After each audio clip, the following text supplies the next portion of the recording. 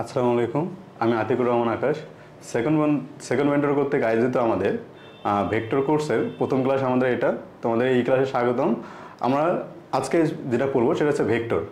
তো দেখো, তোমরা যারা এইচএসসি 26 পরীক্ষা মানে এইচএসসি 26 পরীক্ষা দিবা, তাদের জন্য হয়তো তোমরা কেবল এসএসসি শেষ করলা, রেজাল্ট পাইলা, কলেজ চয়েস দিছো, কিন্তু দেখো আমাদের যে এইচএসসি ফিজিক্স আর এইচএসসি ফিজিক্সের মধ্যে একটা বিশাল তফাৎ আছে, তোমরা একটু জানো ভালো করে। আর এসএসসি ফিজিক্সে তুমি যেটুকু পড়ে আছো তার থেকে এইচএসসি ফিজিক্সের ডিপ কনসেপ্ট আছে আমাদের। এই কনসেপ্টগুলো যদি আমি বুঝতে চাই, আমাদের দুইটা জিনিস খুব সুন্দর করে জানতে হয়। তার মধ্যে ইম্পর্টেন্ট একটা টপিক হচ্ছে ভেক্টর, বুঝতে পারছি। আরেকটা টপিক হচ্ছে ক্যালকুলাস। তো ক্যালকুলাস তোমার ম্যাথে একটা অংশ, তোমরা ম্যাথে গিয়ে করবা। কিন্তু আমাদের ফিজিক্স বোঝার জন্য যে ইম্পর্টেন্ট, সব থেকে বেশি ইম্পর্টেন্ট টপিক সেটা হচ্ছে ভেক্টর। তো আমরা আজকে পড়াশোনা করবো ভেক্টর নিয়ে। চলো আমরা ভেক্টর নিয়ে পড়াশোনা শুরু করি। দেখো, খেয়াল করবা, আমরা পড়বো আজকে ভেক্টর। তো ভেক্টর পড়ার আগে আমাদের রাশি সম্পর্কে কয়েকটা জিনিস জানতে হবে। রাশি কাকে বলে? আমরা রাশি কাকে বলি? খেয়াল করবা, রাশি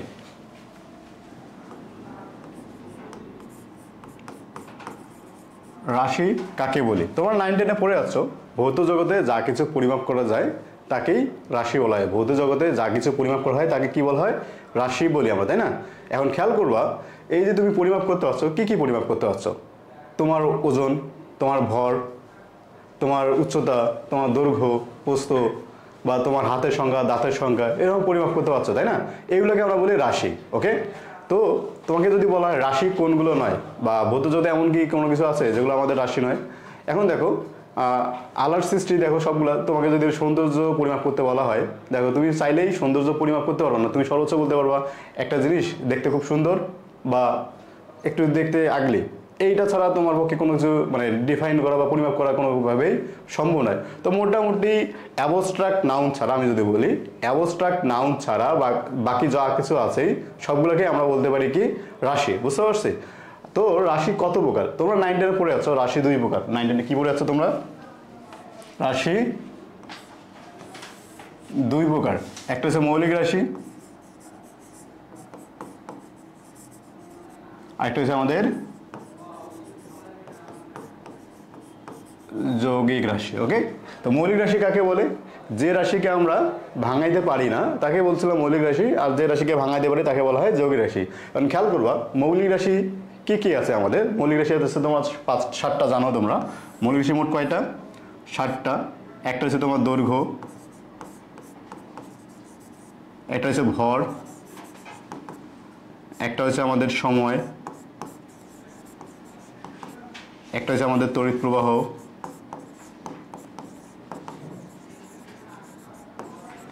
আরেকটা হচ্ছে আমাদের কি? তাপমাত্রা, পদার্থের পরিমাপ, পদার্থের পরিমাণ, পদার্থের পরিমাণ, একটা হচ্ছে আমাদের দীপন তীব্রতা, দীপন তীব্রতা। ওকে, দেখো মোটামুটি আমরা মৌলিক রাশি 7টা পড়ে আছে, তাই তো? এখন এই যে 7টা পড়লাম, আমরা বলতে হবে এই 7টা রাশির একক কি কি ছিল আমাদের। এখন খেয়াল করো, যদি একক খেয়াল করো, দৈর্ঘ্যের একক কি? মিটার, ভরের একক কেজি, সময়ের একক কি আমাদের? সময়ের একক সেকেন্ড, তড়িৎ প্রবাহের একক এম্পিয়ার, তাপমাত্রার একক ছিল আমাদের কেলভিন, সেলসিয়াস, ফারেনহাইট, যাই বলো না কেন, আমি কেলভিন লিখলাম। পদার্থের পরিমাণ হচ্ছে আমাদের মোল, দীপন তীব্রতার একক ক্যান্ডেলা, তাই না? এগুলো তোমরা জানো, 9-10 পড়ে আছো। ওকে, এখন খেয়াল কথা বলবো, যৌগিক রাশি কোনগুলা? যৌগিক রাশি কাকে কাকে বললাম? বলছিলাম যে রাশিগুলোকে ভাঙা যায় তাই যৌগিক রাশি। এখন যৌগিক রাশি কেমন? আমি যেমন বললাম বেগ, বেগ আমাদের একটা যৌগিক রাশি। কেন বেগ যৌগিক রাশি? তুমি বেগকে ভাঙাইলে সরণ ভাগ সময় পাবো, তাই না? সরণ ভাগ সময়। তুমি যদি বেগকে ভাঙাও তাহলে কি পাবা? সরণ ভাগ সময় পাবো। যেমন আমি তোমাকে যদি বলি আরেকটা উদাহরণ দিতে, ত্বরণ, তাই না? ত্বরণ কেন যৌগিক রাশি? ত্বরণকে তুমি ভাঙাইলে পাবা কি? বেগ ভাগ সময়, তাই তো? আবার মনে করো তোমাকে বললাম বল, বল সমান তুমি কি জানো? ভর ইন্টু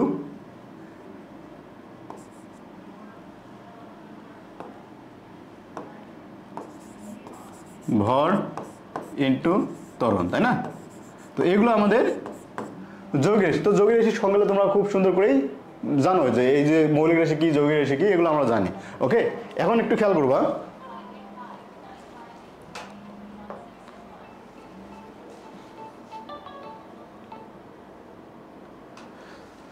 সরি, এখন একটু তোমরা খেয়াল করবা, আমাদের এমন আছে বাস্তব জীবনে কিছু কিছু রাশি আছে, যে রাশিগুলোতে একটু চিন্তা করো। আমি যদি তোমাকে বলি এই একটা পাত্র, যে পাত্রে আমি 10 কেজি একটা আলু রাখলাম, হ্যাঁ, তো এখানে আমি শুধু 10 কেজি আলু রাখলাম, এটা তোমাকে বললাম। এখন একটু খেয়াল করবা, আমি যদি তোমাকে বলি আমার মনে করো এটা আমার লোকেশন, তোমার বাসা হচ্ছে আমাদের এখানে, তোমার বাসা,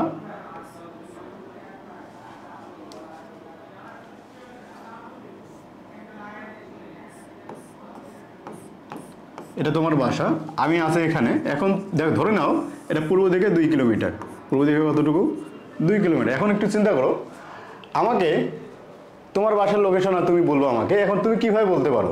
তুমি যদি বলো ভাইয়া আপনি যেখানে আছেন সেখান থেকে 2 কিলোমিটার সামনে আসেন, তো আমার সামনে আমার এই দিকে, কিন্তু তোমার বাসা তো এই দিকে, তাই না? এখন আমি যদি এই দিকে 2 কিলোমিটার চলে যাই,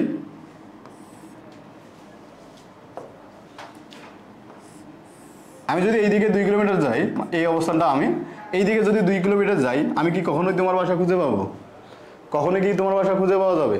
একটু চিন্তা করো, আমি চাইলেই কখনো তোমার বাসা খুঁজে পাবো না। বা এই দিক থেকে 2 কিলোমিটার গেলাম, আবার তুমি বললে যে ভাইয়া আরও 3 কিলোমিটার আসেন, আমি এইদিকে 3 কিলোমিটার গেলাম, দেখো কখনোই গিয়ে তোমার বাসা গিয়ে খুঁজে পাবো না। তোমাকে কি করতে হবে? একটা এক্সাক্ট লোকেশন বলতে হবে, কোন দিকে গেলে 3 কিলোমিটার, কোন দিকে 2 কিলোমিটার বলে দিতে হবে, তাই না? আমি যদি বলে দিই এখান থেকে পূর্ব দিকে 2 কিলোমিটার, পূর্ব দিকে, তাহলে একটু চিন্তা করো, আমি ঠিক সেমভাবে এখান থেকে আমি চাইলেই তোমার দিকে যাইতে পাইতাম, তাই না? চাইলে আমি কি করবো, তোমার দিকে এখন সহজেই যাইতে পারবো 2 কিলোমিটার পূর্ব দিকে, তাই না? তার মানে একটু খেয়াল করবা, কিছু কিছু রাশি প্রকাশ করলাম যেগুলোর জন্য আমাদের শুধুমাত্র মানের দরকার হচ্ছে, কোনো দিকের প্রয়োজন হচ্ছে না। আবার কিছু রাশি প্রকাশ করার জন্য শুধু মান বলে দিলে হচ্ছে না, যেমন 2 কিলোমিটার বললাম, 2 কিলোমিটার 3 কিলোমিটার, এটা বলে দিলে হচ্ছে না, আমাদের কি লাগছে?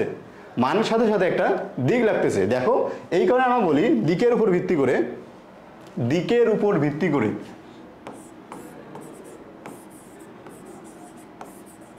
দিকের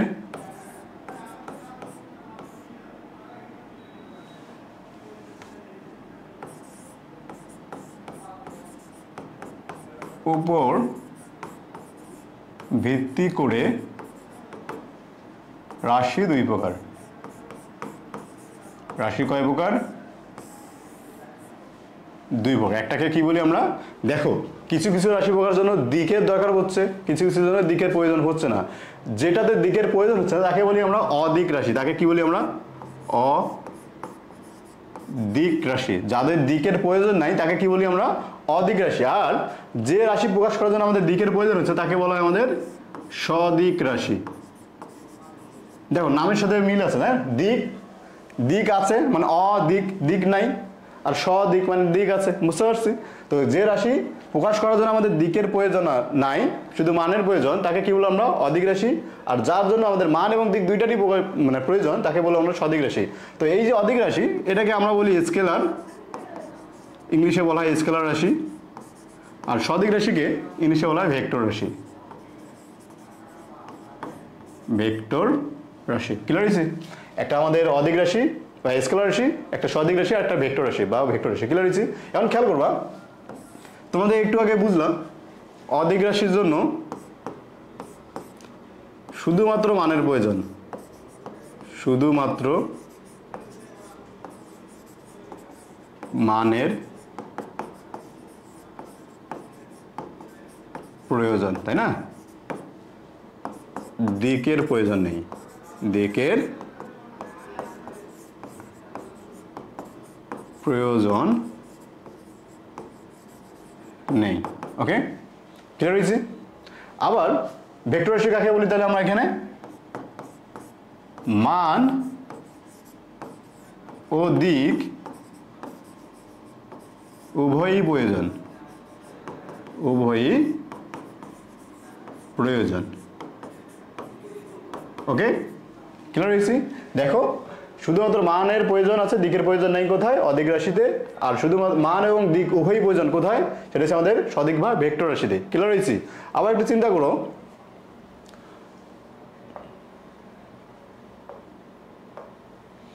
দেখো চিন্তা করে দেখো,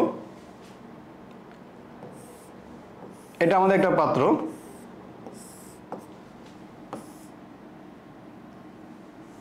ধরে নাও এখানে আমাদের 10 কেজি আলু, আবার এখানে আমাদের 10 কেজি আলু। এখন আমাকে কি করতে হবে?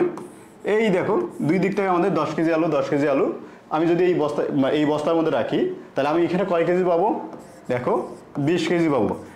অথবা একটু কিছু আমি 10 কেজি এই দিক দিয়ে দিলাম, আর এই 10 কেজিকে আমি এই দিকে ফুটো করে এই দিক দিয়ে দিলাম। এখন বস্তার ভিতরে কয় কেজি আলু পাবো? আমি 10 10 20 কেজি আলু পাবো, তাই না?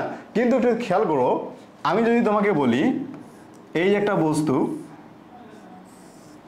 তাকে আমি এই দিকে 10 নিউটন বলে টানলাম, আবার ঠিক সেমভাবে এই দিকে আমি 10 নিউটন বলে টানলাম। ওকে, একটা বস্তুকে দুই দিক থেকে 10 নিউটন বলে টানলাম। তাহলে এই যে এই বস্তুটা কোন দিকে যাবে বলতে পারবা? যেহেতু আমরা সমান বলে টানতেছি দুই দিক থেকে, যেহেতু আমরা সমান বলে টানতেছি, তাহলে কোন দিকে যাবে? একদিকেও যাওয়ার কথা না। একটা বস্তুর স্মরণ কখন হয় না? যখন তার উপর প্রযুক্ত বল 0 হয়, তাই না? তুমি বলবা কি এর উপর প্রযুক্ত বল কত? 0 নিউটন, তাই না? আবার একটু চিন্তা করো, আমি যদি একটু বলের মানের দিকটাকে চেঞ্জ করে দিই, ধরো এখানে 10 নিউটন আর এইদিকে আমি 10 নিউটন দিলাম, এখনো কি এর স্মরণ হবে না? বা এর উপর প্রযুক্ত বল 0 নিউটন হবে? অবশ্যই তোমরা বলবো না, কারণ একই দিকে যদি ক্রিয়া করতেছে তা 10 যোগ 10 ইকুয়াল টু 20 নিউটন, তাই না? তোমরা বলবো এরকম হচ্ছে। এখন খেয়াল করবা, এই যে বস্তুর উপর, ধরে নাও এটা তোমার এই বস্তু, এই বস্তুর উপর যখন এই 10 নিউটন বিপরীত দিকে কাজ করতেছিল, তখন তার রেজাল্ট পাইছিলাম আমরা 0। আবার যখন একই দিকে কাজ করতেছে তখন রেজাল্ট পাইলাম আমরা 20 নিউটন। দেখো তো বস্তুটার উপর কয়টা বল কাজ করতেছে? 2টা বল। বস্তুটার উপর কয়টা বল কাজ করতেছে? 2টা বলই কাজ করতেছে। 2টা বল সবসময় কাজ করলে দেখো, আমি এখানে আলুকে যেই দিক দিয়ে নিই না কেন, আমি পাচ্ছিলাম কয় কেজি? 20 কেজি। এখানে কি চেঞ্জ হয়েছে? আমি কোনো যদি দিক চেঞ্জ করি, এটাকে দিক চেঞ্জ করে এই দিকে দিই, কোনোভাবে মান চেঞ্জ হয়? আমি 20 কেজি পাই, তাই না? এখানে খেয়াল করবা যে আমি 10 নিউটন কখনো 0 নিউটন পাইলাম, কখনো 20 নিউটন পাইলাম। এখান থেকে কি বুঝতে পারো? যে আমাদের যেহেতু আমাদের এই যে ভর, আমাদের স্কেলার রাশি, ভর কি রাশি? আমাদের স্কেলার রাশি। তো স্কেলার রাশির যোগফল, আর এখানে আমাদের ভেক্টর, বল আমাদের ভেক্টর রাশি না? যেহেতু আমাদের বল ভেক্টর, তাহলে ভেক্টর রাশির যোগফল, স্কেলার রাশির যোগফল দুইটা আলাদা জিনিস, তাই তো? দেখ, স্কেলার রাশির যোগফল, ভেক্টর রাশির যোগফল দুইটা আলাদা, এটা আমরা বলতে পারি। তো এই কারণে আমরা বলবো কি, আরেকটা বৈশিষ্ট্য আমরা জানবো যে এই যে স্কেলার রাশির যে যোগ বা স্কেলার রাশির যে যোগফল, এটা কি করে? আমাদের সাধারণ বীজগণিতের নিয়ম মেনে চলে। সাধারণ বীজগণিতের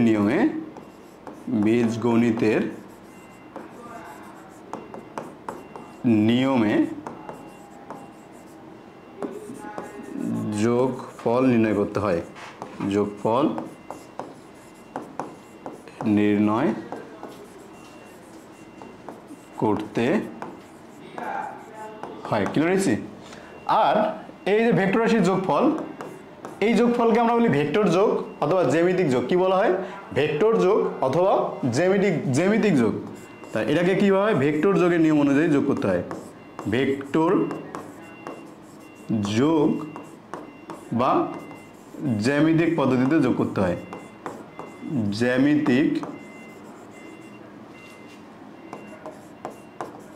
পদ্ধতিতে যোগ করতে হয়।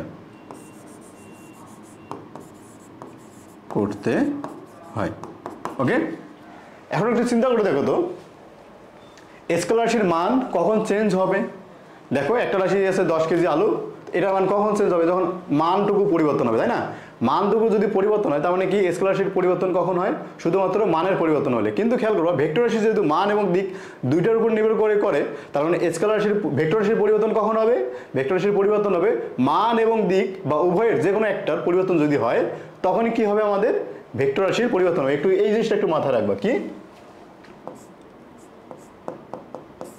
শুধুমাত্র মানের পরিবর্তনে শুধুমাত্র মানের পরিবর্তনে স্কেলার রাশির মান পরিবর্তন হয়। স্কেলার রাশির মানের পরিবর্তন হয়, মানের পরিবর্তন হয়। আর এখানে একটু খেয়াল করবা,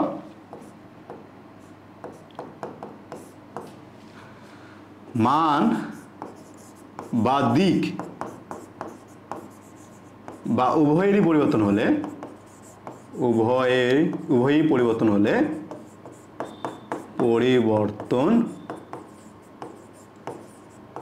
হলে ভেক্টর রাশির পরিবর্তন হয়।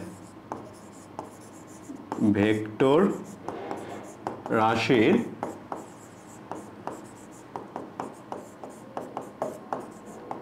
পরিবর্তন হয়। একটু খেয়াল করবা, আমরা স্কেলার রাশি ভেক্টর রাশি দুইটা পার্থক্য খুব সুন্দর করে লিখে দিলাম। আমি স্কেলার রাশি কাকে বলে, ভেক্টর রাশি কাকে বলে খুব সুন্দর করে লিখে দিয়েছি। দেখো তার পার্থক্যগুলো আমরা এখানে ব্যাখ্যা করতে পারবো। ওকে, এখন খেয়াল করবা, আমি তোমাকে যদি বলি স্কেলার রাশি কাকে বলে বা স্কেলার রাশি কোনগুলো, যৌগিক রাশি কোনগুলো বলতে পারবা?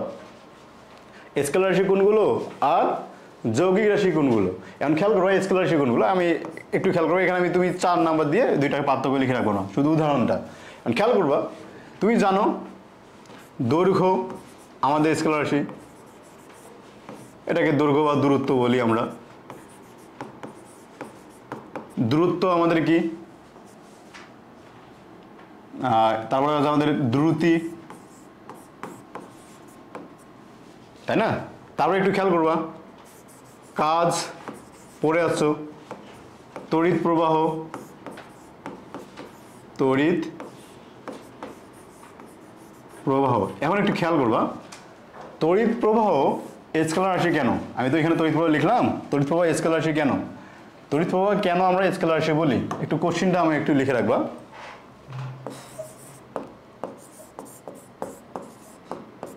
তড়িৎ প্রবাহ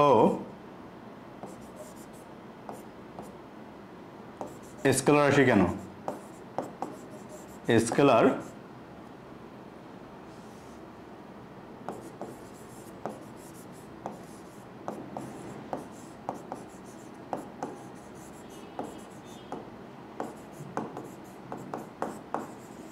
রাশি কেন বলতে পারবা কেন? দেখো তড়িৎ প্রবাহের কি দিক নাই? তড়িৎ প্রবাহের দিক নাই। তোমরা জানো তড়িৎ প্রবাহ উচ্চ বিভব থেকে নিম্ন বিভবের দিকে প্রবাহিত হয়, তাই না? তড়িৎ প্রবাহ কি হয়? উচ্চ বিভব থেকে নিম্ন বিভবের দিকে প্রবাহিত হয়। তড়িৎ প্রবাহের একটা মানও আছে, তো তড়িৎ প্রবাহের মানও আছে, প্লাস কি হচ্ছে আমাদের দিকও আছে, তাহলে সেটা আমাদের ভেক্টর রাশি হওয়ার কথা ছিল, তাই না? মান দিক দুইটাই থাকলে তাকে কি বলি আমরা? ভেক্টর রাশি। কিন্তু তড়িৎ প্রবাহকে আমরা কেন স্কেলার রাশি বলি? কেন স্কেলার রাশি বলি? তোমরা 9 10 যখন ছিল তখন হয়তো তোমার মাথায় আসার কথা, হয়তো তখন তোমরা পড়োনি, কিন্তু এখন একটু খেয়াল করবা কেন আমি তড়িৎ প্রবাহকে স্কেলার রাশি বলি। এখন খেয়াল করবা, তড়িৎ প্রবাহ বা একটা রাশিকে ভেক্টর রাশি যদি বলি তখন কি কি শর্ত মানতে হয়? তোমরা একটু আগেই দেখছিলাম যে মান এবং দিক থাকার সাথে সাথে আমাদের একটা কি রাখতে হবে? ভেক্টর যোগের নিয়ম থাকতে হবে। ভেক্টর যোগের নিয়ম মেনেই যোগফল করতে হবে, তাই না? অথবা তোমরা একটু খেয়াল করবা, তোমরা জানো ভেক্টর রাশির পরিবর্তন কখন হয়? মান বা দিক বা উভয়েরই পরিবর্তন হইলে ভেক্টর রাশির পরিবর্তন হয়, তাই না? একটু চিন্তা করবা, এই যে তড়িৎ প্রবাহ যদি হয়, ধরে নাও তোমার এটা একটা চার্জার একটা লাইন, যেখান থেকে 10 অ্যাম্পিয়ার তড়িৎ প্রবাহিত হয়, তাই না? যদি আমি সোজা রাখি, কি বললাম, এই তারটাকে যদি আমি সোজা রাখি, তার মধ্যে দিয়ে কতটুকু তড়িৎ প্রবাহিত হবে? 10 অ্যাম্পিয়ার তড়িৎ প্রবাহিত হবে। এখন আমি যদি এটাকে বাঁকাই দিই, তার মধ্যে দিয়ে কতটুকু তড়িৎ প্রবাহিত হবে? দেখো উভয়ের ক্ষেত্রে কিন্তু তোমার প্রতিটা লাইনের মধ্যে দিয়ে 10 অ্যাম্পিয়ার তড়িৎ প্রবাহিতই হবে। ওকে, বা আমি এই তারটাকে কি করলাম, এই দিকে দিলাম, দেখো তো প্রতিটি ক্ষেত্রে কতটুকু হচ্ছে আমাদের? 10 অ্যাম্পিয়ার করে তড়িৎ প্রবাহিত হচ্ছে, তাই না? দেখো, কিন্তু যদি ভেক্টর রাশি হইতো, ভেক্টর রাশি যদি হইতো তাহলে কি হইতো? তুমি জানো এই দিকে তুমি স্পর্শক বরাবর একটা পাইতা মান, একটা এখানে একটা পাইতা, এখানে এক ধরনের মান পাইতা, এখানে এক ধরনের মান পাইতা, এখানে এক ধরনের মান পাইতা, তাই না? প্রতি ক্ষেত্রে আলাদা আলাদা মান পাইতাম, কারণ তুমি জানো ভেক্টর রাশির মান কখন চেঞ্জ হয়? মান এবং দিক বা উভয়ের পরিবর্তন হলে ভেক্টর রাশির মানে পরিবর্তন হইতে হয়, তাই না? কিন্তু এখানে কি পরিবর্তন হচ্ছে? দেখো তুমি প্রতি ক্ষেত্রে 10 পাচ্ছ, তাই না? তো একটু খেয়াল করবা, তড়িৎ প্রবাহকে কেন স্কেলার রাশি বলা হয়? এই কারণে আমরা স্কেলার রাশি বলবো যে, একটু খেয়াল করবা, এটাকে বলতে পারি ভেক্টর যোগের নিয়ম মেনে চলে না, ভেক্টর যোগের নিয়ম মেনে চলে না। ওকে, কেন বললাম আমি এটাকে স্কেলার রাশি? কারণ এটা আমাদের ভেক্টর যোগের নিয়ম মেনে চলছে না। আমাদের 2 নম্বর শর্ত ছিল এটা ভেক্টর রাশি হওয়ার মান এবং দিকের সাথে সাথে ভেক্টর যোগের নিয়মও মানতে হবে। যেহেতু আমাদের ভেক্টর যোগের নিয়ম মানতেছে না এটা, এই কারণে এটাকে আমরা কি বলি? স্কেলার রাশি। ক্লিয়ার হয়েছে? আচ্ছা, এখন খেয়াল করবা এই কোশ্চেনটা আমাদের জন্য খুব ইম্পর্টেন্ট কোশ্চেন, কারণ পরীক্ষায় প্রায় প্রতি বছরই প্রায় খ নাম্বারে বা তোমরা দেখবা খ নাম্বারে গিয়ে এই ধরনের আমাদের কোশ্চেন থাকে। এখানে একটু চিন্তা করবো, আমি লিখছি কাজ। কাজ কেন স্কেলার রাশি? এটা আমাদের একটা ফেমাস কোশ্চেন, তবে আমি এটার অ্যান্সার এখন দিব না। যখন আমরা ডট গুণফল ক্রস গুণফল করবো, ভেক্টরের ডট ক্রস গুণফল করবো, তখন আমি এর অ্যান্সার দেবো। আপাতত এটা কি থাকলো? এখন খেয়াল করবো বিভব, বিভব, ওকে, তাপমাত্রা। তোমাদের বই দেখবে লেখা আছে শিশিরাঙ্ক, শিশিরাঙ্ক একটা তাপমাত্রা, শিশিরাঙ্ক। ওকে, এরকম বেশ কয়েকটা উদাহরণ তোমাদের বইয়ে দেওয়া আছে। ওকে, আচ্ছা, এখন খেয়াল করবা আমি ভেক্টর রাশির উদাহরণ কয়েকটা দিই। ওকে, ভেক্টর রাশির উদাহরণ কি কি দেখো, তোমরা জানো ভেক্টর রাশির উদাহরণ একটা কি? ওজন, ওজন। আচ্ছা, তারপর কি আছে আমাদের? বল বা বেগ, সরণ,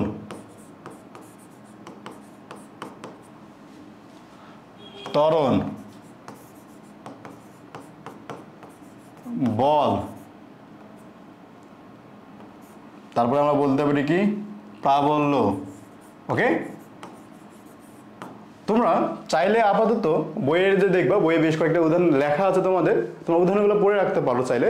যদিও আমরা প্রতিটা টপিকের কনসেপ্ট যখন পড়তে পারো, তখন কেন স্কেলার রাশি কেন ভেক্টর রাশি বলতে পারবো। কিন্তু এখন আপাতত তোমরা যারা এসএসসি 24 দিলা, এইচএসসি 26 দিবা, যারা একদম নতুন ফিজিক্স পড়তেছো, তারা এখন আপাতত ওই জিনিসগুলো একবার মনে রাখবা, পড়ে রাখবা। বুঝতে পারছো? আমি মুখস্থ করতে বলতেছি না, মনে রাখো, মুখস্থ করতে বলতেছি না, আমি তোমাকে বললাম কি একবার দেখে রাখবা যে কোনগুলো স্কেলার রাশি কোনগুলো ভেক্টর রাশি। ওকে, ইনশাল্লাহ আমরা যখন ওই টপিকগুলো পড়বো, প্রতিটা রাশির টপিক পড়বো, আমরা টপিক পড়ার সময় তোমরা নিজেরাই ফিল করতে পারবা কেন স্কেলার রাশি কেন ভেক্টর রাশি।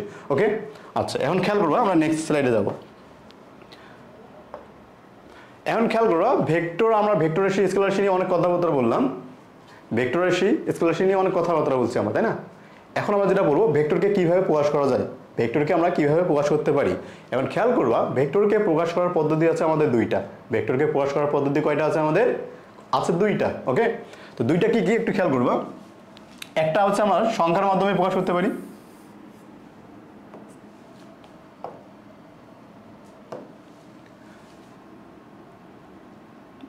অক্ষর দ্বারা, আর একটা হচ্ছে আমাদের জ্যামিতিক পদ্ধতি। একটা কি আমাদের? জ্যামিতিক পদ্ধতি। দুইভাবে আমরা ভেক্টরকে প্রকাশ করতে পারি। এখন খেয়াল করো অক্ষর দ্বারা কিভাবে প্রকাশ করা যায়। ভেক্টরকে অক্ষর দ্বারা কিভাবে প্রকাশ করা হয় একটু খেয়াল করবা। অক্ষর দ্বারা প্রকাশ করার পদ্ধতি আছে 5টা। অক্ষর দ্বারা আমরা ভেক্টরকে প্রকাশ করতে পারি কয়ভাবে? 5 ভাবে। যেমন এ একটা ভেক্টর যদি হয়, এর উপর আমি একটা তীর চিহ্ন দিলাম, অথবা আমি নিচে তীর চিহ্ন দিলাম, এগুলো আমাকে কি প্রকাশ করবে? ভেক্টর প্রকাশ করবে। অথবা একটু চিন্তা করো, এ ভেক্টর, তারপর আমি একটা বার চিহ্ন দিলাম, অথবা এ একটা ভেক্টর, তার নিচে আমি বার চিহ্ন দিলাম। এভাবে আমরা চাইলে ভেক্টরকে প্রকাশ করতে পারি। অথবা একটু চিন্তা করবা, আমি যদি বোল্ড করে লিখি, কি অক্ষর? বোল্ড অক্ষর। এখন খেয়াল করো বোল্ড কখন ব্যবহার করা হয়? যখন আমরা টাইপ করি, যখন আমরা কি করি? টাইপিং এর ক্ষেত্রে বোল্ড অক্ষরটা ব্যবহার করি। কখন ব্যবহার করি এটা? বোল্ড অক্ষরটা টাইপিং এর ক্ষেত্রে। বোল্ড অক্ষরটা কখন ব্যবহার করা হয়? আমাদের টাইপিং এর ক্ষেত্রে ব্যবহার করা হয়। ওকে, তাহলে অক্ষর দ্বারা ভেক্টরকে কয়ভাবে প্রকাশ করলাম আমরা? 4 ভাবে। দেখো, 1 2 3 4 5 কয়ভাবে প্রকাশ করলাম আমরা? 5 ভাবে, তাই না? তা ভেক্টর অক্ষর দ্বারা প্রকাশ করা হয় কয়ভাবে? 5 ভাবে। একটু মাথায় রাখবা। এখন তো ভেক্টর যদি হয় তার তো মান থাকবে, তো এই মানটাকে কিভাবে প্রকাশ করবো আমরা? মানটাকে প্রকাশ করবো একটু খেয়াল করো, সবগুলো যেগুলো আছে সবগুলোর মাঝে যদি আমি একটা মডুলাস চিহ্ন দিই, এটাকে এইভাবে প্রকাশ করা যাবে। তুমি চাইলে এইভাবে প্রকাশ করতে পারো, তুমি চাইলে এইভাবে প্রকাশ করতে পারো। মেন কথা তুমি ভেক্টরকে যেভাবে প্রকাশ করছো তার সাথে যদি মডুলাস চিহ্ন দাও তাহলে তুমি কি করতে পারবা, ভেক্টরকে প্রকাশ করতে পারবা। ক্লিয়ার হয়েছি? অথবা একটু খেয়াল করো, শুধুমাত্র অক্ষর দ্বারা আমরা ভেক্টরটাকে প্রকাশ করতে পারি। ওকে, তো অক্ষর দ্বারা তাহলে ভেক্টরকে কয়ভাবে প্রকাশ করলাম আমরা?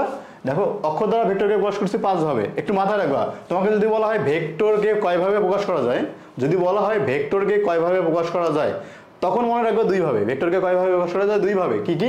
একটা হচ্ছে অক্ষর দ্বারা, একটা হচ্ছে জ্যামিতিক পদ্ধতিতে। কিন্তু তোমাকে যদি কোশ্চেন বলা হয় অক্ষর দ্বারা ভেক্টরকে কয়ভাবে প্রকাশ করা যায়, অক্ষর দ্বারা ভেক্টরকে কয়ভাবে প্রকাশ করা যায়, তখন হবে আমাদের 5 ভাবে। ক্লিয়ার হয়েছে? আচ্ছা, এখন খেয়াল করবা, মান তো পাইলাম। এখন জ্যামিতিক পদ্ধতিতে কিভাবে প্রকাশ করা যায়?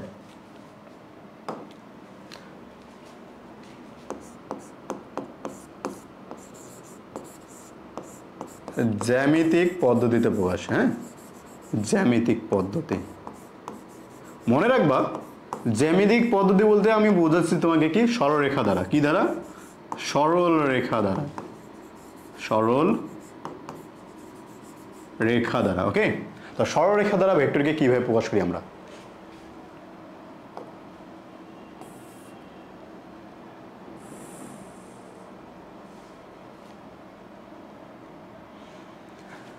ধরে নাও এটা আমাদের একটা সরলরেখা। দেখো, আমি একটা সরলরেখার মাথা যদি একটা তীর চিহ্ন দিই, একটা সরলরেখার মাথা যদি কি দিই, আমরা একটা তীর চিহ্ন দিই, তাহলে যে যে জিনিসটা প্রকাশ হবে সেটা হচ্ছে আমাদের একটা ভেক্টর। ওকে, এটাকে আমি যদি বলি এ ভেক্টর, তো এই ভেক্টরটা কি হলো আমাদের? দেখো,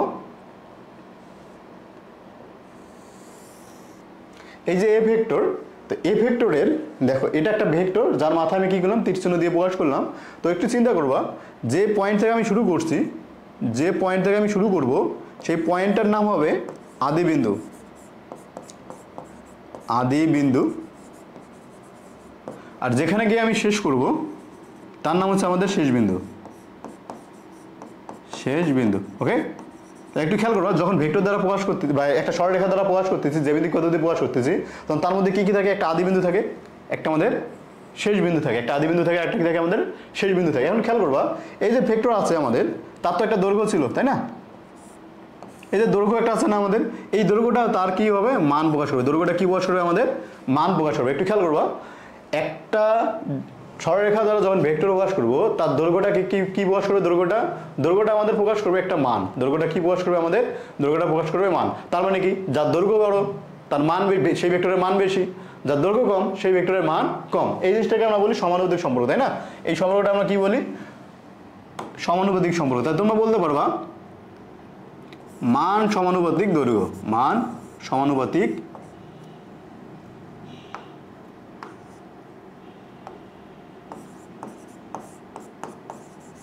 দৈর্ঘ্য। তার মানে কি, যে ভেক্টরের দৈর্ঘ্য বেশি তার মান বেশি, যে ভেক্টরের দৈর্ঘ্য কম তার মান কম। ক্লিয়ার হয়েছে? ওকে, আচ্ছা একটু খেয়াল করবা, তো জ্যামিতিক পদ্ধতিতে আমরা কিভাবে প্রকাশ করতে পারি তো মোটামুটি বুঝলাম, তাই না? এখন একটু চিন্তা করবা, তো জ্যামিতিক পদ্ধতির দিকটাকে কিভাবে নির্দেশ করা হয়। দেখো, ভেক্টর তীর চিহ্ন যে দিকে আছে সেটাই হচ্ছে তোমার ভেক্টরটার দিক। তীর চিহ্ন যে দিকে থাকবে, যেমন মনে করে এই একটা ভেক্টর, তার তীর চিহ্ন দিলাম আমি এই দিকে, তাহলে ভেক্টরটা এই দিকে আছে আমাদের।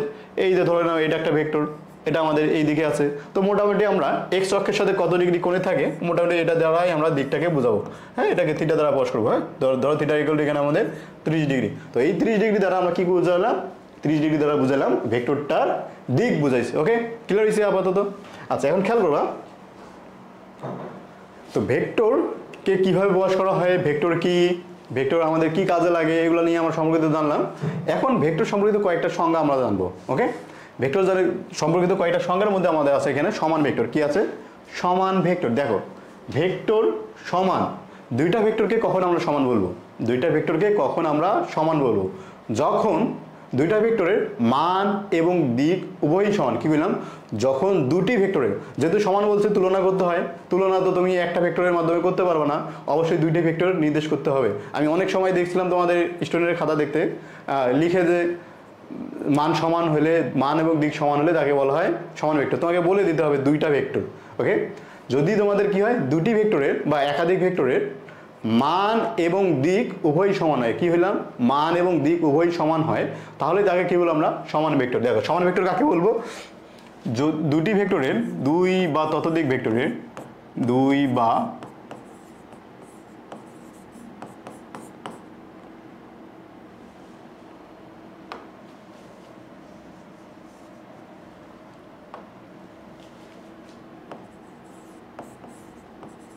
ততোধিক ভেক্টরের বা ভেক্টরের মান ও দিক উভয়ই সমান হলে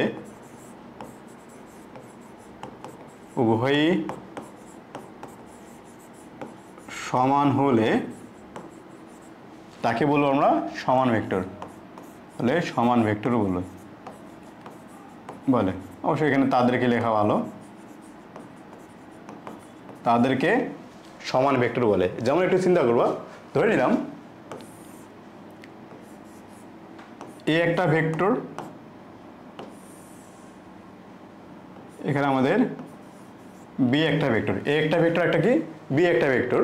এই দুইটা ভেক্টরকে কখন আমরা সমান ভেক্টর বলবো, এই দুইটা ভেক্টরকে কখন সমান বলা যায় একটু খেয়াল করবা। যদি এমন হয় এ ভেক্টরের মান সমান বি ভেক্টরের মান, তখন আমরা তাকে কি বলবো, এই দুইটা ভেক্টর আমাদের সমান ভেক্টর। তাহলে এ এবং বি কখন সমান হবে, দেখো আমাদের দিক কিন্তু আমাদের উপরের দিকে, তাই না, দিক একই দিকে যদি হয় এবং তাদের মান যদি সমান হয় তাকে কি বলবো আমরা সমান ভেক্টর। ক্লিয়ার হয়েছে? আবার দেখো এখানে কি আছে বিপরীত ভেক্টর। দেখো বিপরীত ভেক্টর কাকে বলবো, মানে কি দিক বিপরীত, মানে কি কিন্তু দিক বিপরীত, মানে মান সমান কিন্তু দিকটা যদি বিপরীত হয় তাহলে আমরা তাকে কি বলবো আমরা বিপরীত ভেক্টর। যেমন একটু খেয়াল করবা,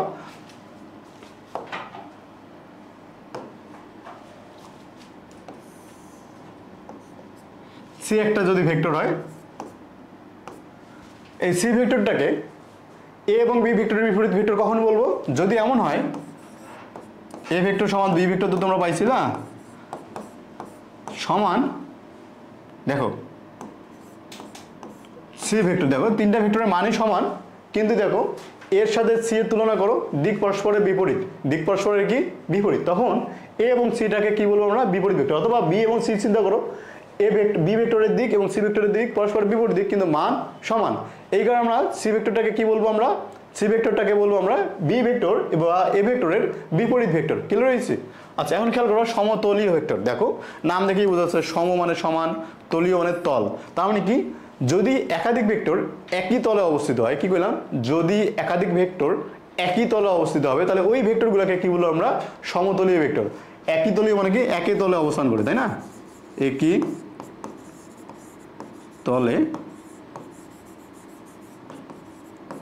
অবস্থান করে, তাই না, যদি একই তলে অবস্থান করে একাধিক ভেক্টর তাহলে তাকে কি বলবো আমরা সমতলীয় ভেক্টর। এখন খেয়াল করবা, আমি যদি বলি এই যে তোমার ভেক্টর যতগুলো আছে এ বি সি যতগুলো ভেক্টর আছে, দেখো আমি ওই সবগুলাই এই বোর্ডের তলেই অবস্থান করছে, তাই না। যদি এমন হইতো আমি মনে করি যে একটা তল, এটাকে তুমি আরেকটা ভেক্টর ধরো, এই যে একটা তল, আমার হাতের তলে একটা তল, তার সাথে এই জিনিসটাকে মার্কারটাকে চিন্তা করো বা পেন্সিলটাকে চিন্তা করো, দেখো আমাদের এটা কিন্তু আমাদের এই বরাবর আছে, তাই না, তখন এটাকে কিন্তু আমরা সমতলীয় বলবো না। আমার হাতের মধ্যে যদি আমি আরো 4-5টা নিই তাহলে সবগুলো কি হবে সমতলীয় হবে। কিন্তু খেয়াল করো এটা একটা তল, এটা একটা তল, যদি এমন হয় বিপরীত তল আছে তখন আমরা তাদেরকে সমতলীয় বলবো না। সমতলীয় কখন বলবো, যদি এখন সবগুলো একই তলে অবস্থিত হয় তখন তাকে কি বলবো আমরা সমতলীয় ভেক্টর। একটু খেয়াল করো সমরেখ ভেক্টর। সমরেখ কাকে বলে, দেখো সম মানে সমান, রেখ মানে রেখা, যদি হয় একই রেখায় অবস্থিত হয়, একই রেখায়, খেয়াল করবো এইটুকু আমরা উল্টাপাল্টা করি, একই রেখায় অবস্থিত হলে, একই রেখায় অবস্থিত হলে, এখন এই যে একই রেখায় অবস্থিত হওয়া তার মানে কি, একই রেখায় অবস্থিত হওয়া মানে কি, এখন খেয়াল করবো আমি তোমাকে দুইটা ভেক্টর দিব আরো, ধরে নাও এ একটা ভেক্টর বি একটা ভেক্টর, আচ্ছা এ বি দিচ্ছি না, এ বি দিচ্ছি না, আর অন্য কিছু একটা দিই,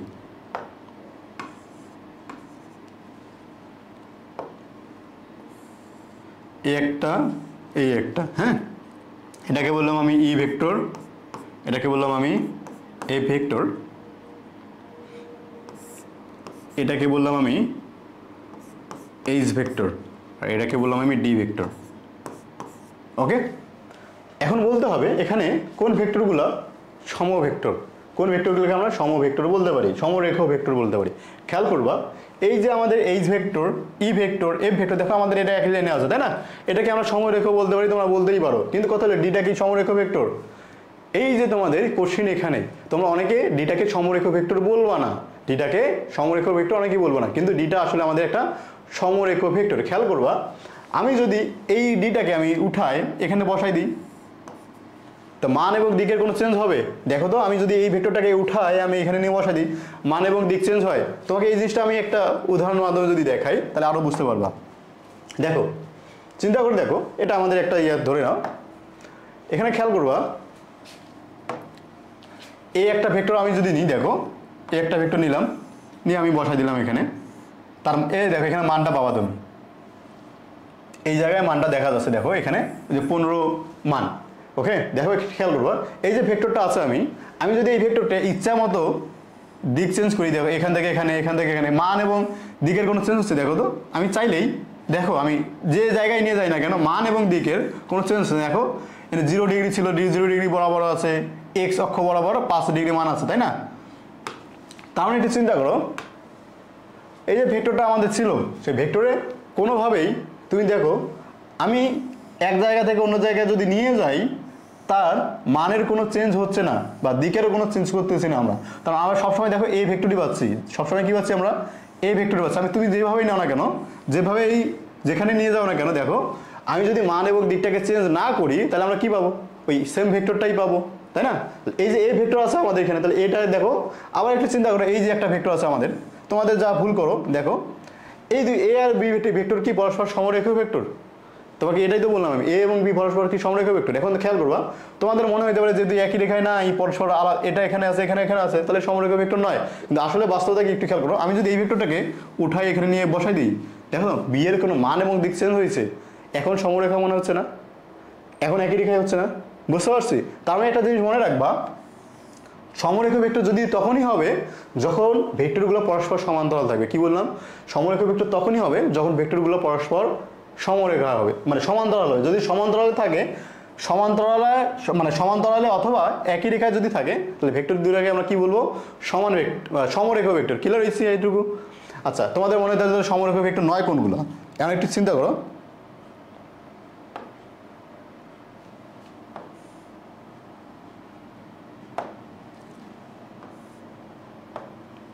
সমরেখ ভেক্টর নয় কোনগুলো তোমাদের মনে হইতে পারে। ওকে, এই একটা ভেক্টর নাম, দেখো এটা একটা ভেক্টর যার মান 13 এবং 0 ডিগ্রি অ্যাঙ্গেলে আছে। এখন একটু খেয়াল করবা এই একটা ভেক্টর, দেখো তো এই দুইটা ভেক্টর কি পরস্পর সমরেখ ভেক্টর? দেখো তো তুমি কি চাইলেই তুমি যেভাবে নিও না কেন, দেখো তো কখনো একই রেখা নিয়ে আসতে পারবা? একই রেখা নিয়ে আসতে পারো? দেখো তো এই দুইটা কি কখনো একই রেখায় আসবে? তুমি সরাও, মান এবং দিক কোনো কিছুই চেঞ্জ করা যাবে না, তোমাকে শুধু ভেক্টর এক স্থান থেকে অন্য জায়গায় নিয়ে যেতে হবে। ওকে, দেখো তো কোনোভাবেই কি এটাকে একই রেখা নিয়ে আসা যায়? এই ক্ষেত্রে আমাদের একই রেখা হবে না বা সমরেখ ভেক্টর বলতে পারবো না। ক্লিয়ার হয়েছি?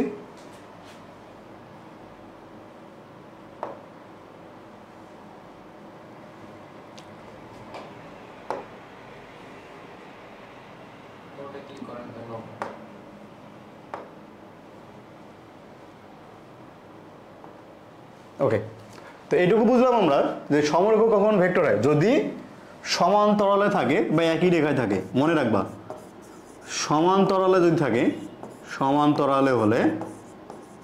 সমান্তরালে থাকলে বা একই রেখায় হলে তাকে আমরা কি বলবো? সমরেখ ভেক্টর। ক্লিয়ার হয়েছি? দেখো পরীক্ষায় মোটামুটি তোমাদের থাকবে যে এখান থেকে যদি বলা হয় এই দুইটা পরস্পর কি ভেক্টর, সমরেখ ভেক্টর না সমরেখ ভেক্টর নয়, এরকম কোশ্চেন যদি থাকে বা নিচের কোনগুলো সমরেখ ভেক্টর, তোমরা উল্টা পাল্টা করে দেখতে পারো। এটাকে মনে রাখবে, এটাও কিন্তু আমাদের একটা সমরেখ ভেক্টর। ক্লিয়ার হয়েছি? আচ্ছা, আশা করি তোমরা এই কয়েকটা সংজ্ঞা বুঝতে পারছো। ওকে, আচ্ছা আমরা নেক্সট স্লাইডে যাবো।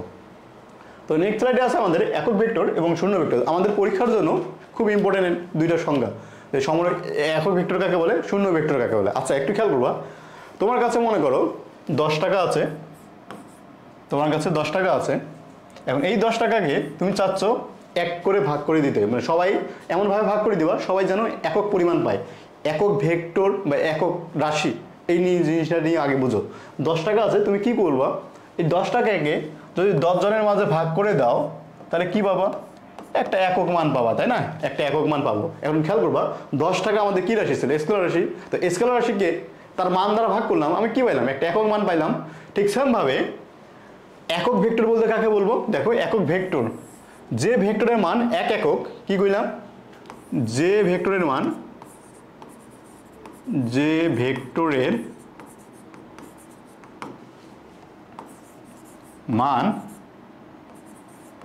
এক একক তাকে একক ভেক্টর বলে। একক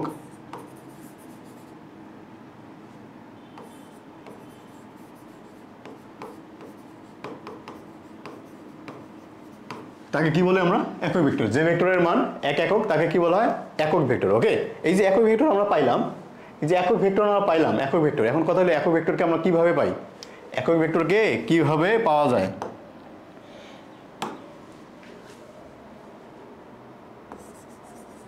কিভাবে একক ভেক্টর পাওয়া যায়? কিভাবে একক ভেক্টর পাওয়া যায়? হ্যাঁ, এই কোশ্চেন যদি আমি তোমাদের করি তাহলে কি বলবা? একটু চিন্তা করো।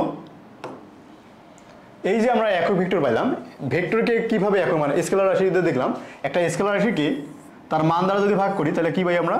একটা একক মান পাই, তাই না? ঠিক সেম ভাবে আমি যদি একটা ভেক্টর রাশিকে তার মান দ্বারা ভাগ করি, কি কইলাম? একটা ভেক্টর রাশিকে যদি আমি তার মান দ্বারা ভাগ করি তাহলে আমরা কি পাবো? যে ভেক্টর পাবো তাকে বলা হয় একক ভেক্টর। এই একক ভেক্টরকে আমরা প্রকাশ করি ইটা ক্যাপ দ্বারা। একক ভেক্টরকে কি দ্বারা প্রকাশ করা হয়? এটাকে বলা হয় ইটা ক্যাপ। এটাকে কি বলবো আমরা? ইটা ক্যাপ। একক ভেক্টরকে কিভাবে প্রকাশ করলাম আমরা? ইটা ক্যাপ দ্বারা প্রকাশ করলাম। ওকে, তো একক ভেক্টর কিভাবে পাবো? একটা ভেক্টরকে সেই ভেক্টরের মান দ্বারা যদি ভাগ করি তাহলে আমরা কি পাবো? একটা ভেক্টরকে সেই রাশির মান দ্বারা ভাগ যদি আমরা করি তাহলে কি পাবো? আমরা একটা একক ভেক্টর পাবো। কথাটা মাথায় রাখবে, ভেক্টরকে তার মান দ্বারা যদি ভাগ করা হয় তাহলে আমরা কি পাই? একটা একক ভেক্টর পাই। ভেক্টরকে তার মান দ্বারা যদি ভাগ করি আমরা কি পাবো? একটা একক ভেক্টর পাবো। ক্লিয়ার হয়েছে? এখন একটু চিন্তা করো, এই যে একক ভেক্টর পাইলা, সেই একক ভেক্টরের দিক কোন দিকে হবে? একক ভেক্টরের দিকটা আসলে কি? ভেক্টরের দিক কোশ্চেন থাকতে পারে, একক ভেক্টরের দিক কোন দিকে? দেখো তো, ধরে নাও এটা আমাদের একটা ভেক্টর, যেখানে আমি ভাগ করে দিচ্ছি। দেখো তো সবগুলো মনে করে এইটা, এই ভেক্টরগুলোর দিক কোন দিকে হবে? সবগুলো দেখো, যেহেতু মূল ভেক্টরের দিকে যাচ্ছে তোমার, সবগুলো একই দিকে হওয়া উচিত, তাই না? দেখো তাহলে কি বলবো আমরা? একক ভেক্টরের দিক কোন দিকে হবে? এটা হবে মূল ভেক্টরের দিকে। একক ভেক্টরের দিক কোন দিকে হবে? মূল ভেক্টরের দিকে। একক ভেক্টরের দিক কোন দিকে? মূল ভেক্টরের দিকে। মূল ভেক্টরের দিকে। ওকে, ক্লিয়ার হয়েছে? তাহলে একটু খেয়াল করবো, একক ভেক্টর কাকে বললাম? যে ভেক্টরের মানে এক একক তাকে কি বলি আমরা? একক ভেক্টর। একক ভেক্টর কিভাবে পাই? একক ভেক্টর পাওয়া যায় কিভাবে? ওই ভেক্টরের মান দ্বারা যদি আমি ভাগ করি তাহলে যে ভেক্টরটা পাবো সেই ভেক্টরটা কি হবে আমাদের? একটা একক ভেক্টর। ক্লিয়ার হয়েছে? খুব সহজ জিনিস। আবার একটু খেয়াল করবো, ওই একক ভেক্টরের দিক কোন দিকে হয়? যদি একক ভেক্টরের দিক কোন দিকে, তো একক ভেক্টরের দিক হবে মূল ভেক্টরের দিকে। ক্লিয়ার হয়েছে? আচ্ছা, এখন খেয়াল করবো শূন্য ভেক্টর। শূন্য মানে তো শূন্যই, তাহলে ভেক্টর, তার মানে কি? যে ভেক্টরের মান শূন্য, যে ভেক্টরের মান শূন্য তাকে শূন্য ভেক্টর বলে। তোমাদের বই অনেক জায়গায় নাল ভেক্টর লেখা আছে, নাল, শূন্য বা নাল ভেক্টর বলে, নাল ভেক্টর বলে। ওকে, শূন্য বা নাল ভেক্টর বলে। একটু খেয়াল করছে? আচ্ছা, এখন খেয়াল করবা, এই যে শূন্য বা নাল ভেক্টর তুমি পাইলা, তো শূন্য বা নাল ভেক্টর কিভাবে পাওয়া যায়? একই কোশ্চেন, কিভাবে আমরা পাই? কিভাবে পাবো? ওকে, তোমাদের 9-10-এ একটা জিনিস পড়ছো খুব সুন্দর। দেখো, যদি একজন ব্যক্তি বৃত্তাকার পথে ঘুরে আসে, মনে করে এই পয়েন্ট থেকে যাত্রা শুরু করছে, আবার এই পয়েন্টেই ঘুরে আসলো, কি করছে? এই পয়েন্ট থেকে যাত্রা শুরু করছে, আবার এই পয়েন্টেই ঘুরে আসলো। তখন তোমাকে যদি বলতাম সরণ কত, তুমি কি বলতা? সরণ 0, তাই না? কি বলতো এখানে? সরণ 0, তাই তো? এখানে কি বলতো তোমরা? সরণ 0। তার মানে একটু চিন্তা করো, কিভাবে পাইলাম? এই যে 0 পাইলাম, দেখো সরণ একটা ভেক্টর, সেই ভেক্টরের মান কত? 0। এই সরণটাকে আমরা কি বলি? শূন্য ভেক্টর। কি হয়েছে? এখন খেয়াল করবা, এই যে শূন্য ভেক্টর তুমি পাইলা, এই শূন্য ভেক্টর কিভাবে হইলো? যদি আদি ভেক্টর এবং আদি আদি এটা কি হলো আদি বিন্দু এবং শেষ বিন্দু যদি একই বিন্দু নির্দেশ করে, কি বললাম, আদি বিন্দু এবং শেষ বিন্দু যদি একটা বিন্দুই নির্দেশ করে, তাহলে তাকে কি বলবো আমরা, তাহলে তাকে কি বলবো, শূন্য ভেক্টর। কি রয়েছে, তাহলে শূন্য ভেক্টর কাকে বলবো বা কিভাবে পাবো, আদি বিন্দু ও শেষ বিন্দু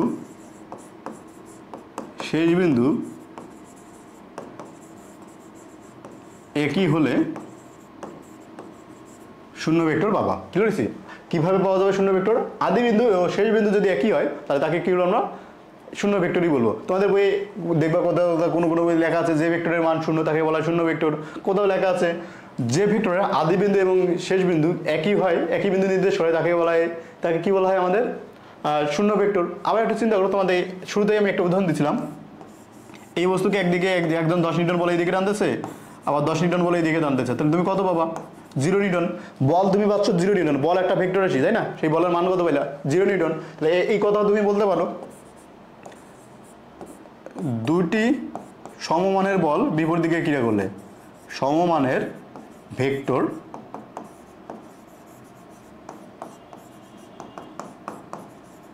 বিপরীত দিকে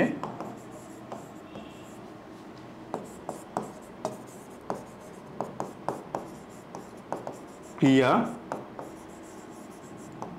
করলে তাকে কি বলি আমরা, শূন্য ভেক্টর। কি হয়েছে, এখন কথা হলো শূন্য ভেক্টরের দিক কোন দিকে, শূন্য ভেক্টরের দিক কোন দিকে,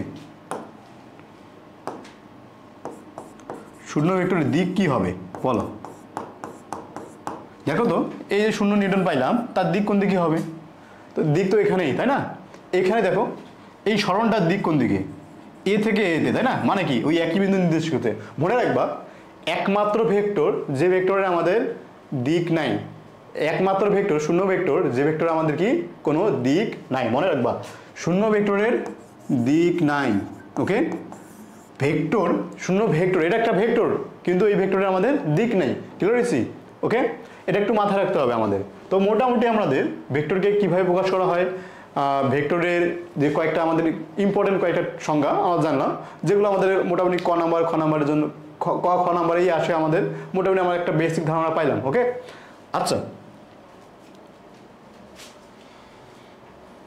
এখন একটু খেয়াল করবা, তো বেসিক ধারণা পাওয়ার পর আমাদের যেটা ইম্পর্টেন্ট কোশ্চেন আমাদের আসে পরীক্ষার জন্য, আমাদের পরীক্ষায় বলতে বেসিক জানার জন্য আমাদের ইম্পর্টেন্ট, সেই ইম্পর্টেন্ট টপিক হচ্ছে আমাদের ভেক্টর যোগ।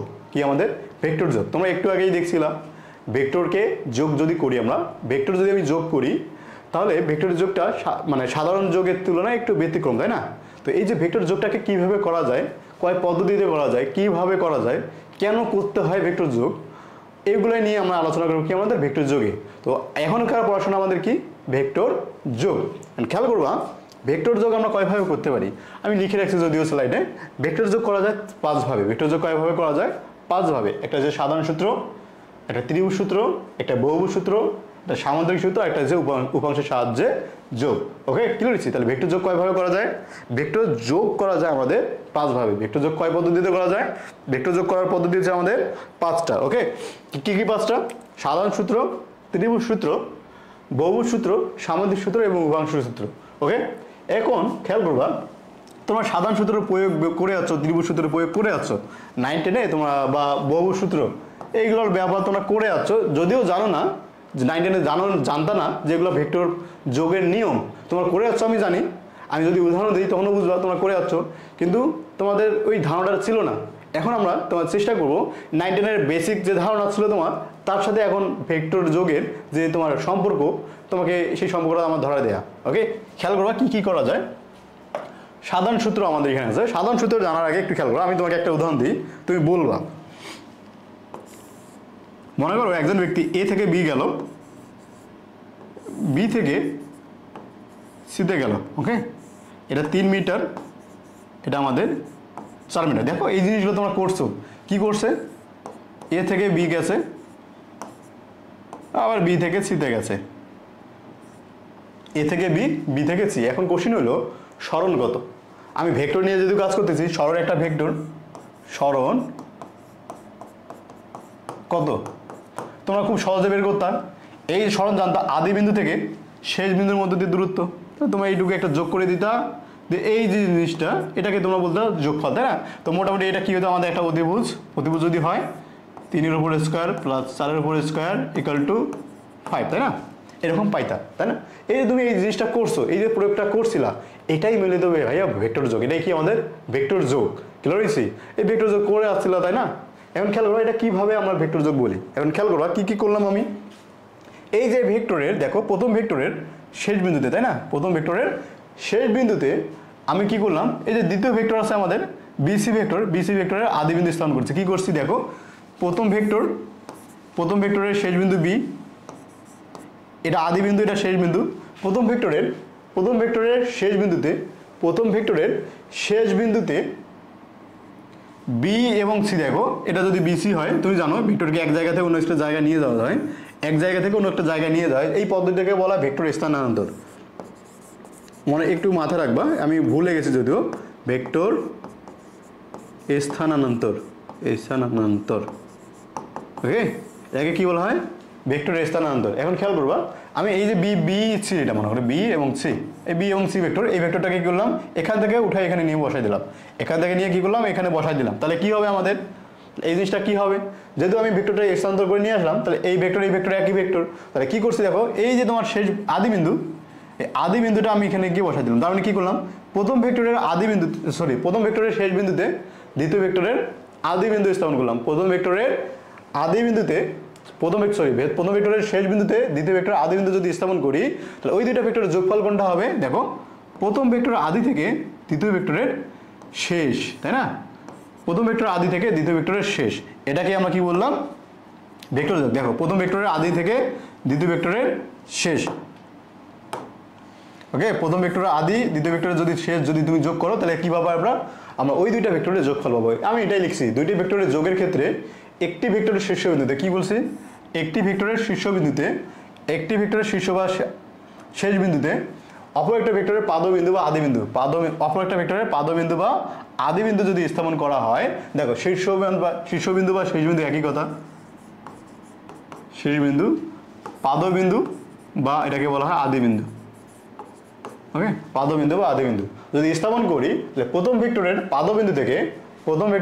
পাদবিন্দু থেকে দ্বিতীয় ভেক্টরের শেষ বিন্দুর সরলরেখার যোগফলটাই হবে আমাদের কি, ওই দুইটা ভেক্টরের যোগফল। ক্লিয়ার হয়েছে? তো মোটামুটি আমি এটাই বলছিলাম এখানে, যে সাধারণ সূত্র কি আমাদের, সাধারণ সূত্র হবে কি, যদি এমন হয় দুইটা ভেক্টর তোমাকে দেওয়া থাকে, তাহলে প্রথম ভেক্টরের শীর্ষবিন্দুতে বা শেষ বিন্দুতে প্রথম ভেক্টর যদি আদি বিন্দু স্থাপন করো, তাহলে প্রথম ভেক্টরের আদি থেকে দ্বিতীয় ভেক্টরের শেষ বিন্দুর সংযোজক সরলরেখাটাই কি হবে আমাদের ভেক্টর, ওই দুইটা ভেক্টরের যোগফল নির্দেশ করবে। ক্লিয়ার হয়েছে? যেটা আমি এখানে করছি, যদি এমন হয় তাহলে এটা আমাদের সি, তাহলে আমরা এখান থেকে কি বলবো, A B vector plus BC vector equal to A C vector. দেখো প্রথম ভেক্টরের শেষ বিন্দুতে দ্বিতীয় ভেক্টরের আদি বিন্দু স্থাপন করছি, রেজাল্ট কি হলো আমাদের প্রথম বিন্দু এবং শেষ বিন্দুর সংযোজক সরলরেখা। ক্লিয়ার হয়েছে?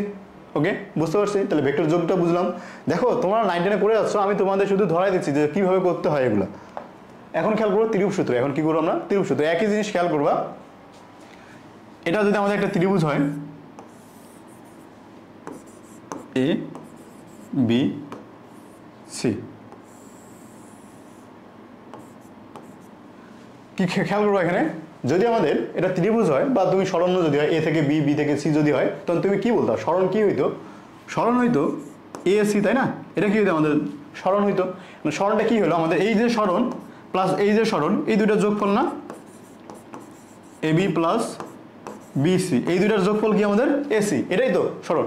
এটাকেই আমরা মূলত বলি ত্রিভুজ সূত্র। কি ত্রিভুজ সূত্র কি হলো আমাদের, খেয়াল করবা, এই যে দুইটা বাহু, দেখো এই বাহু বা এই বাহু এগুলোকে কি বলা হয়, সন্নিহিত বাহু। এটাকে কি বলা হয়, সন্নিহিত বাহু। এখন খেয়াল করবা, এই যে সন্নিহিত বাহু, দেখো একই ক্রমে আছে, একই ক্রম আর বিপরীত ক্রম বুঝো। দেখো মনে করো তোমার এইরকম একটা ভেক্টর দেওয়া আছে, এরকম আছে, এরকম আছে, এরকম আছে, দেখো এই জিনিসগুলোকে কি বলা হয়, একই ক্রম। একই ক্রম মানে কি, একটার শেষ বিন্দুতে অন্য একটা আদি বিন্দু, অন্যটার শেষ বিন্দুতে অন্য একটা আদি বিন্দু, অন্যটার শেষ বিন্দুতে অন্য একটা আদি বিন্দু, এটাকে বলা হয় কি একই ক্রম। এই ক্রমটাকে কি বলা হয়, একই ক্রম। বুঝতে পারছো? এই ক্রমটাকে কি বলা হয়, একই ক্রম। এই যে একই ক্রম যদি হয়, দেখো যদি এমন হয় যে দুইটা ভেক্টর ত্রিভুজের দুইটা সন্নিহিত বাহু, কি বললাম, এই দুইটাকে কি বললাম, সন্নিহিত বাহু, জানেন ত্রিভুজের দুইটা সন্নিহিত বাহু যদি একই ক্রমে হয় তাহলে তৃতীয় বাহুর বিপরীত ক্রম, খেয়াল করো তো, এটা এই দিকে হলে একই ক্রম হইতো না, এই ক্রমটা হলে একই ক্রম হইতো না, কিন্তু আমি এখানে কি করছি, বিপরীত দিকে দিছি। তার মানে কি, যদি দুইটা ভেক্টরের সন্নিহিত বাহু একই ক্রমে থাকে তাহলে তার সেই দুইটা যোগফল কি হবে, তৃতীয় বাহুর বিপরীত ক্রম। কি বললাম, দুটি ভেক্টরের ত্রিভুজের দুটি সন্নিহিত বাহু যদি একই ক্রমে দুটি ভেক্টর নির্দেশ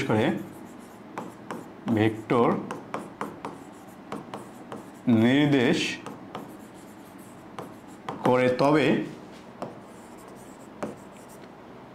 ওই দুটি ভেক্টরের যোগফল হবে, ওই দুটি ভেক্টরের যোগফল হবে তৃতীয় বাহুর বিপরীত ক্রম। ওকে, ক্লিয়ার হয়েছে? তো এটা হলো আমাদের কি, এই দুটো ভেক্টরের যোগফল। ওকে, তাহলে এখান থেকে আমাকে বলতে পারি কি, এবি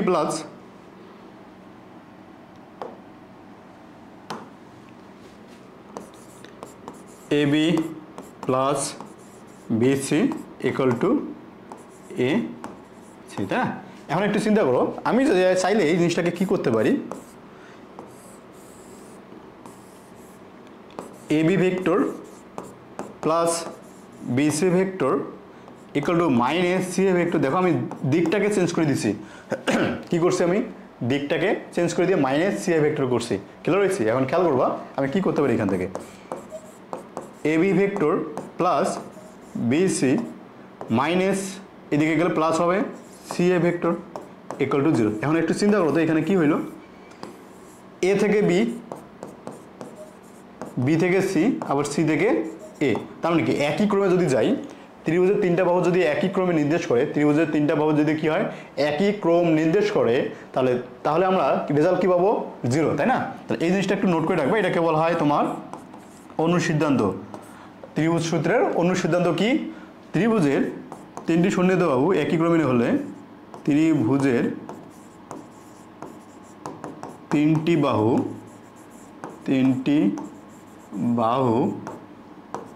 একই ক্রমে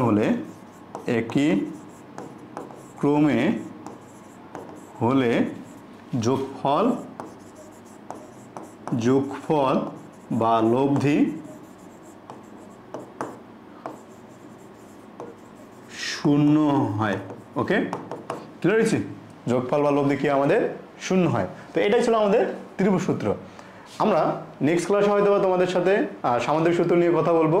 ততক্ষণ পর্যন্ত সুস্থ থাকো, সুন্দর থাকো, খোদা হাফেজ।